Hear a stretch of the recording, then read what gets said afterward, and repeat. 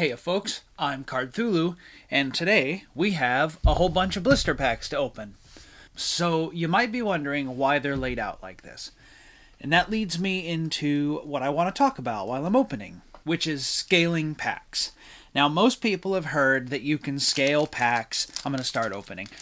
Most people heard that you can scale packs, the older packs especially, that didn't have guaranteed holos in it. And so I wanted to see exactly what would it take to scale a modern pack. And Stereon, ooh, dimensional fissure, that's a good one. I really was interested in seeing how deep the obfuscation scheme goes. Like, what is the random element that they're adding to these to make them difficult to scale, right? And I've been weighing lots of cards from a lot of different sets, and I've been weighing pack wrappers. There is a number of layers of weight obfuscation that go into creating these packs. Odd Eyes, Smashers, Dark Hole, nice. Arms Regeneration, and Lamia. Something I noticed was that in between each of the different sets, obviously there's no commons and stuff in these sets, but in between each of the different sets, commons, all the rarities are different. And what I mean is like a common from Photon Hypernova weighs a different amount than a common from Duelist Nexus by actually a fairly significant margin. Photon Hypernova specifically, I noticed that super rares actually weigh more than secret rares by a very small amount. By, get this, it's 6/100ths of a gram. That's like cutting a paperclip into 100 pieces and putting 6 of them up.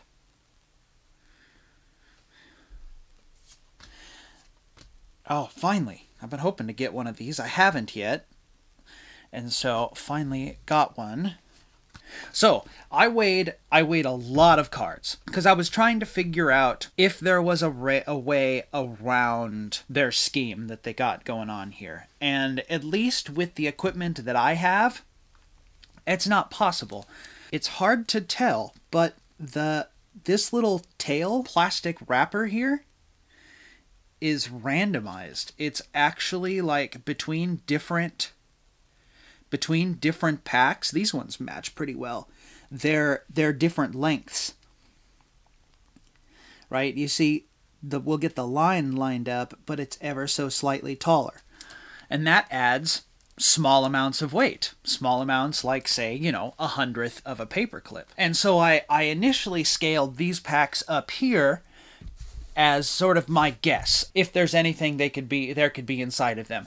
I don't actually believe so, because I've butted up against probably the same wall that a lot of other people have. But I pressed on because I had a couple 25th anniversary quarter century secret rares lying around, and so those are slightly light.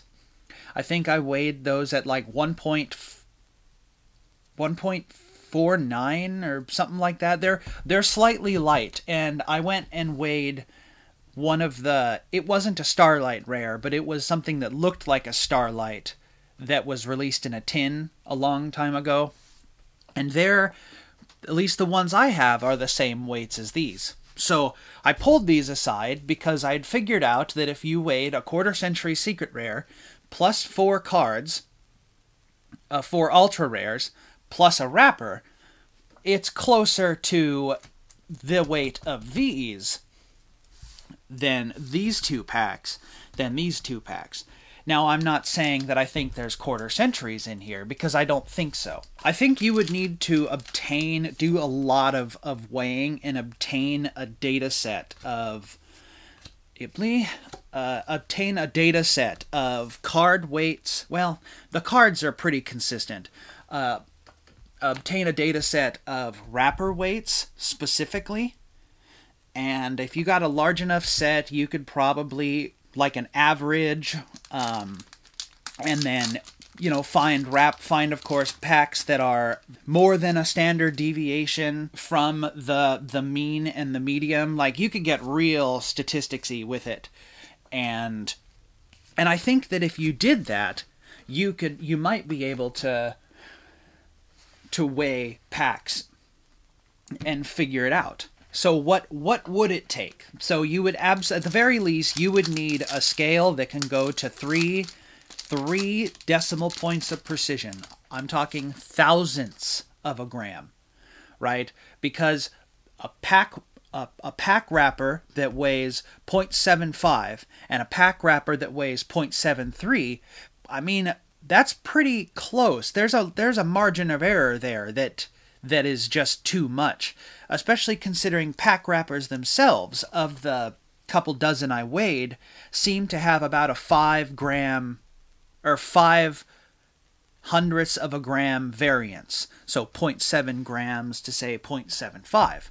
So that's the problem therein, is in that 5 hundredths of a gram, because Ma Dolce Queen, sorry, I'm getting distracted talking about this. I'm a numbers guy.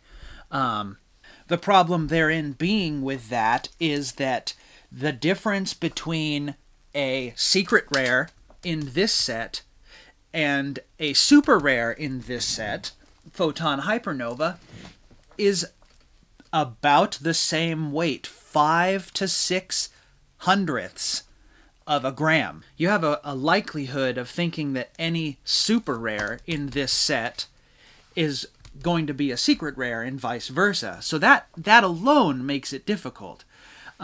Secret rares were heavy by just a little bit, but you would need that high precision scale to do so. And I've definitely been noticing that we haven't pulled anything good from these down here. Mostly stuff I have before, which is about what I expected.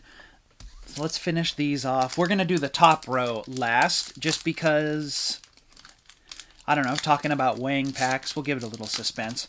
So yeah, they've introduced a pretty significant obfuscation scheme to hide the variance between card weights and between pack wrapper weights that makes it difficult to weigh a modern pack.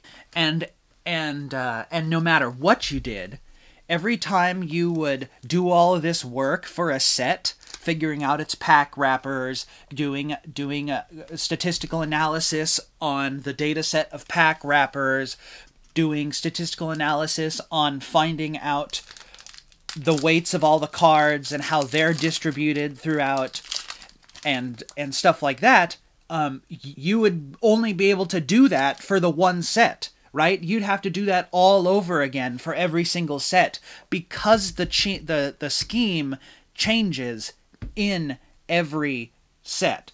Kashtira Overlap, Super Producer, Evil Eyes, Numeron, Apophis. So yeah, Photon Hypernova definitely had the weird one of the bunch, where super rares and secret rares were almost identical at the same weight. Ultra rares were the heaviest, and commons were the second heaviest. So they really don't want you to scale packs. Obviously, it ruins it for everyone who... Alright, so here is the suspiciously heavy Photon Hypernova pack. I think it came down to, this was like a couple tenths of a gram heavier.